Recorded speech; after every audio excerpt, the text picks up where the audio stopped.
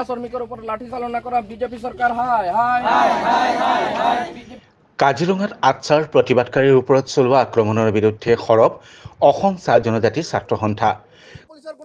গোলাঘাট জিলাৰ কাজিৰঙাৰ ইটাকলি চাহ বাগিচাত যি ঘটনা ঘটিলে সেই ঘটনাক আমি তীব্ৰ ভাষাৰে নিন্দা কৰিছোঁ আৰু আমি চৰকাৰক এটা দাবী তুলিছোঁ যে এই ঘটনা কেনেকৈ সূত্ৰপাত হ'ল তাৰ ওপৰত এক উচ্চ পৰ্যায়ৰ তদন্ত কৰি যিসকল প্ৰশাসনিক বিষয়া তাত জড়িত আছিলে তেখেতসকলক এক উচিত পদক্ষেপ ল'বৰ কাৰণে আমি চৰকাৰক দাবী তুলিছোঁ। লগতে যিসকল চাহ শ্ৰমিকে উক্ত ভূমিত ভোগ দখল কৰি আছিলে সেইসকল চাহ শ্ৰমিকক প্ৰথমতে চৰকাৰে ভূমি পট্টা দিয়াৰ ব্যৱস্থা কৰিব লাগিব।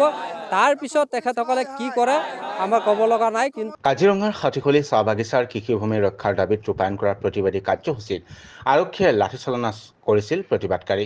ইয়াৰ প্ৰতিবাদতে আজি মানকাটা চাহ বাগিচাত মুখ্যমন্ত্ৰী ডক্টৰ হিমন্ত বিশ্ব শৰ্মাৰ প্ৰতিকৃতি দাহ কৰি উত্তাল প্ৰতিবাদ সাব্যস্ত কৰে। শ্ৰমিকৰ ওপৰত হিমন্ত বিশ্ব শৰ্মাৰ গৃহ বিভাগে দমন নীতি চলোৱা কাৰ্যক ঘোৰ নিন্দা কৰিছে ডিব্ৰুগড়ৰ আটচাই। এই হাতীখলি চাহ বাগিচাৰ চাহ শ্ৰমিকে যি ভূমিৰ অধিকাৰ বিচাৰি যি প্ৰতিবাদ কৰিবলৈ যাওঁতে অসম পুলিচে বৰ্বতাৰে যি লাঠিচালনা কৰিলে এই ঘটনাৰ প্ৰতিবাদত আজি ডিব্ৰুগড়ত মানকটা চাহ বাগিচাত আমি মুখ্যমন্ত্ৰীৰ প্ৰতিকৃতি দাহ কৰিছোঁ। মুখ্যমন্ত্ৰীক আমি সকিয়নি প্ৰদান কৰিছোঁ। আমি চুপচাপ আছোঁ বুলি আপুনি নভাবিব।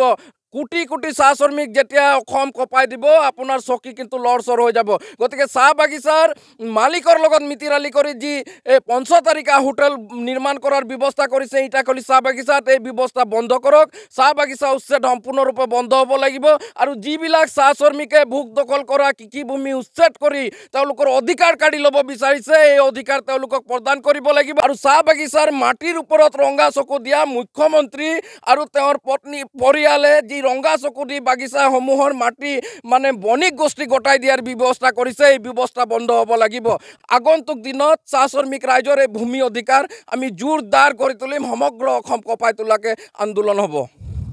ইফালে আজি পুৱাৰ ভাগত প্ৰতিবাদীসকলক অভব্য আচৰণ কৰে মানকটা বাগিচাৰ পৰিচালকে।